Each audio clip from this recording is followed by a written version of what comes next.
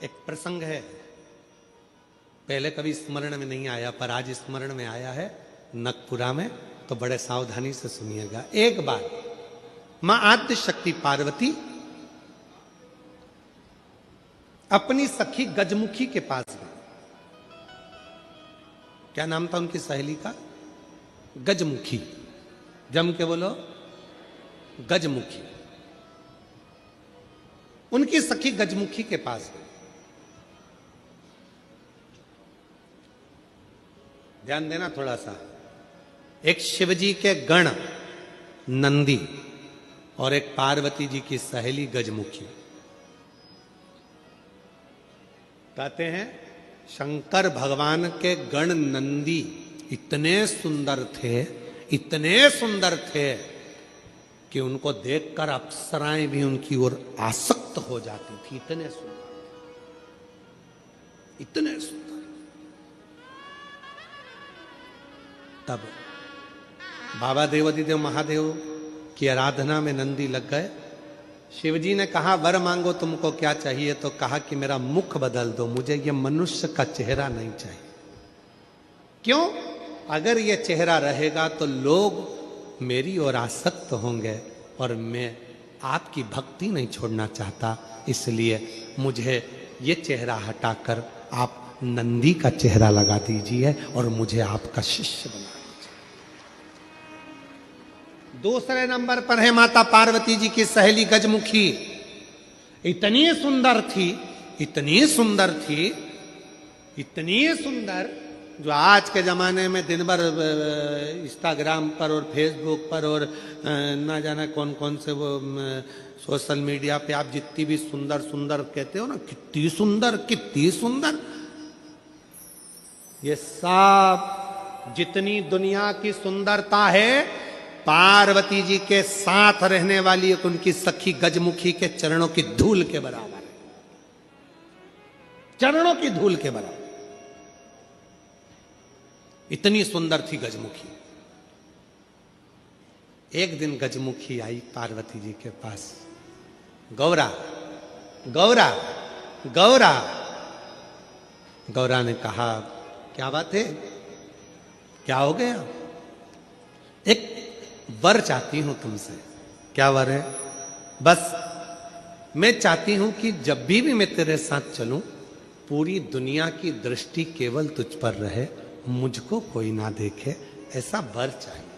पार्वती जी ने कहा इतनी स्त्री की सुंदरता तो उसके चेहरे से ही होती है और तू ऐसा वर मांग रही? नहीं नहीं नहीं, मुझे मुझे बस तू वर दे दे, ऐसा वर दे दे। पार्वती जी ने कहा तुझे जो अच्छा लगे वो प्राप्त कर ले, मुझे हाथी का मुख लगा दे।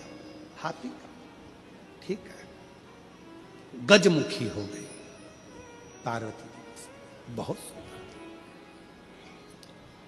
अब एक बार गजमुखी ने नंदी से संवाद कर लिया।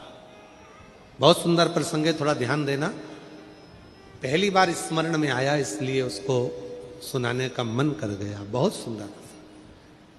गजमुखी ने नंदी से एक बार संवाद कर लिया। दोनों की खींचातानी होने लगी। नंदी कहने लगे भोलेनाथ जी के भार को मैं अपने कंधे पर लेकर चलता हूं, मेरी पीठ पर शिव और शक्ति दोनों विराजमान होते हैं, मैं उन दोनों को भ्रमण कराते रहता हूं। देखा मुझ में बल, मैं शिव और शक्ति को अपनी पीठ पर बिठाकर घुमाता रहता हूं। गजमुखी सुनती रही, सुनती रही। गजमुखी ने कहा रे नंदी, ये तेरा भ्रम है कि तू शिव को उठाकर लेकर जा रहा। ये तेरा भ्रम है कि शंकर भगवान तेरी पीठ पर बैठकर जा रहे हैं। शंकर भगवान को लंका का राजा रावण भी ले जाना चाहता था, पर भगवान शंकर ने अपने अंगूठे को, मात्र पांव के अंगूठे के नख को इतना सा दबाया था और रावण ने पूरा बल लगा दिया था तो नहीं उठा पाया था। जरा सोच नंदी, वो तो शंकर भगवान की कृपा है तुझ पर, इसलिए शिव जब तुझ पर बैठते हैं हल्के हो जाते हैं, इसलिए तेरे साथ चले जाते हैं। पर नंदी मानने को तैयार नहीं। जब नंदी नहीं माना तब गजमुखी ने कहा कि नंदी मेरी बात मान ले।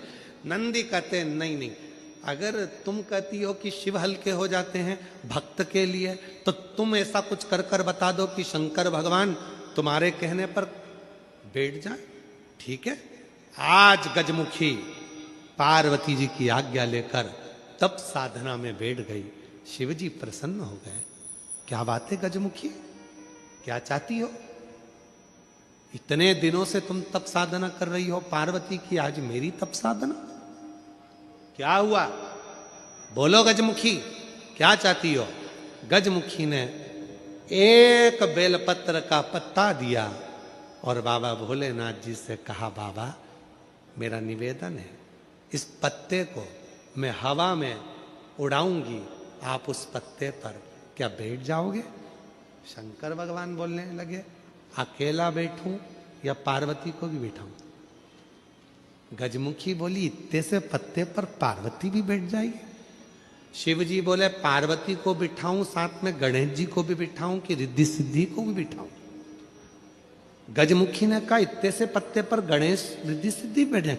शिव जी बोले कि कार्तिकेय को भी बिठा लूं, कि अशोक सुंदरी को भी बिठा लूं, कि जया विशारा सामरी बारी दौतली देव सबको बिठा लूं? इतना बड़ा परिवार सब बैठ जाएगा? इतने में शिव जी बोले कि भगवान विष्णु और लक्ष्मी को भी बिठा लूं क्या?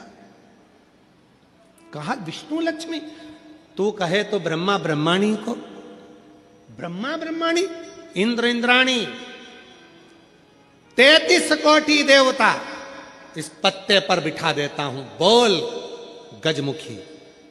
गजमुखी मुस्कुराकर बोली, ये सब तो नहीं, केवल आप बैठ जाइए। गजमुखी ने शिव नाम लेकर पत्ते को शिवलिंग पर चढ़ाने के लिए बस थोड़ा सा उसको नीचे की ओर गिराया। उतनी देर में उस पत्ते के अधर पर मेरा शंकर आकर विराजमान हो गया। मेरा शिव, मेरा शिव उस पत्ते पर आकर विराजमान। आवाज लगाई, नंदी जल्दी आओ। तुम कहते थे मुझ में बल है, मैं शिव को पीठ पर बिठाता हूं। तुमसे ज्यादा बल एक बेलपत्री के पत्ते में है, जो पूरे 33 कोटि देवता को एक पत्ते पर बिठा सकता है। एक बेलपत्र के पत्र में वो बल होता है, एक बेलपत्र के पत्ते में वो बल होता है, पूरे ब्रह्मांड को वो अपने में समेटे रहता है।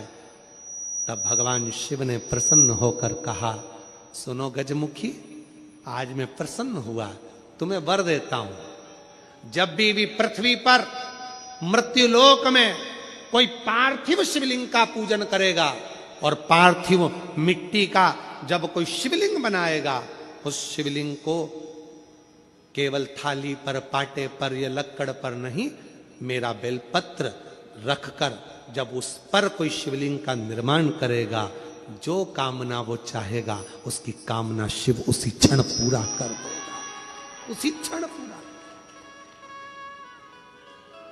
आप में से कितने लोग हैं जो पार्थिव लिंग का निर्माण करते हैं? हाथ उठाओ। करते हो सब? वैसे नहीं करते होगे तो सावन में अपन लोग सब मिलकर ही करते हैं। काय में बनाते हो? पात्र में। पात्र के अंदर जब शिवलिंग का निर्माण करते हो तो सबसे पहले नीचे एक बेलपत्र रखा, रखते हो? जम के तो बोलो, रखते हो ना? बहुत जरूरी है एक बेलपत्र। क्यों? कहते हैं जब हमने शिवलिंग बना लिया, पूजन चालू कर दी, पानी डालना प्रारंभ करा, ये तो मिट्टी है, धीरे धीरे पानी चढ़ते चढ़ते गलने लगती है। जब मिट्टी गलने लगती है, शिवलिंग थोड़ा थोड़ा थोड़ा थोड़ा खंडित होने लगता है। मन में आता है कि हमने शिव जी की पूजन करी, शिवलिंग मिट्टी का था, गल रहा है। शहद चढ़ाने से, दूध चढ़ाने से, जल चढ़ाने से, अभिषेक करने से मिट्टी गलने लगी है, शिवलिंग खंडित होने लगा है।